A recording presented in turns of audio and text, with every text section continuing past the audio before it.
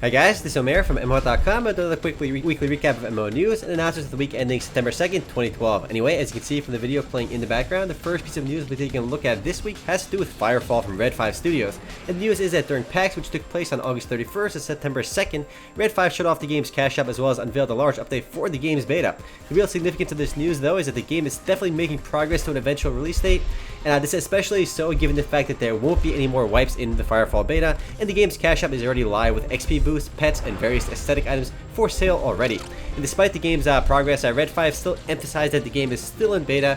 As he announced before, Firefall won't have the same traditional release cycle as most games that go from closed beta to open beta to full release. Instead, Firefall will go from invite-only beta to an eventual full release, which is still unannounced, but I suspect that it'll be released before the end of the year because the game's cache up is already out.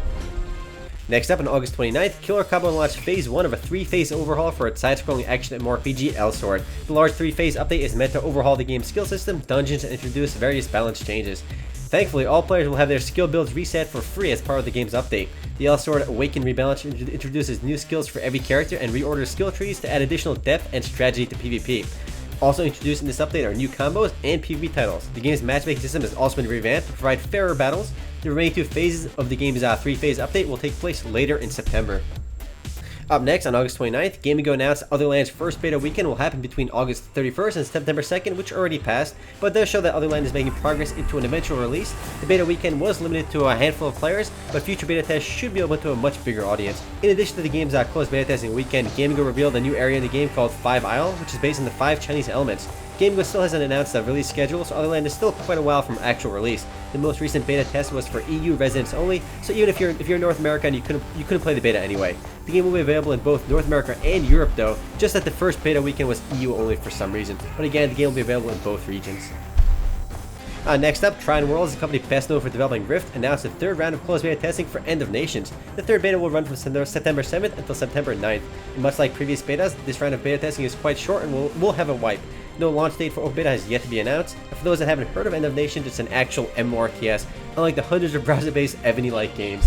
So yes, it's a client-based MMORPG. I would say it's a first of its kind, but it's not, because Beyond Protocol came out well before, but the game was never too popular. Hopefully End of Nations does better.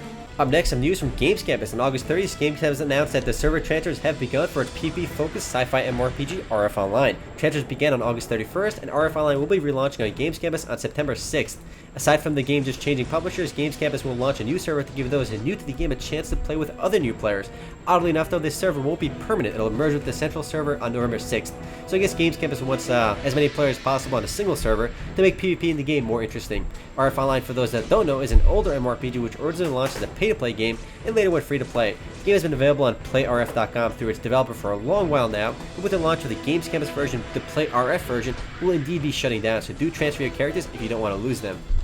Next up on August 30th, War of the Immortals from Perfect World Entertainment launched on Steam. War of the Immortals is joining the dozens of other free-to-play games already available on Valve's Steam network. I suspect that this trend will continue, and it doesn't look like too many people are playing War of the Immortals though through Steam just yet, but several free-to-play games are already registering lots of activity on there. I mean, Blacklight Retribution still has some 2 to 3k active users through Steam alone.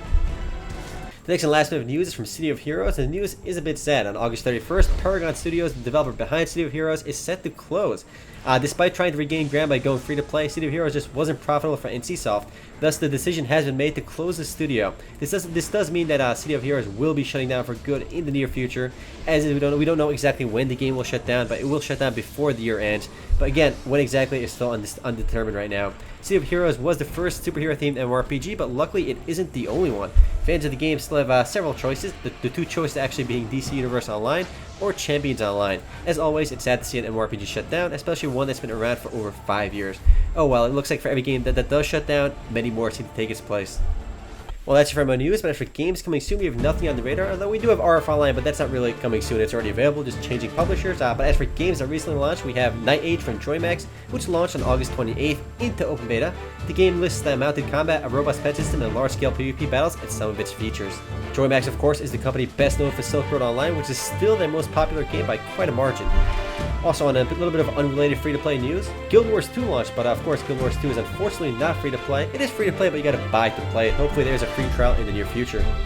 Anyway guys, that's it for MMO news and announcements of the week ending September 2nd, 2012. Now if you want to read about or learn more about any news mentioned in this video, simply head over to MMOHut.com/news. If you want to discuss any of this video, simply head over to MMOHut.com/forums. Anyway guys, this is Omer, signing off.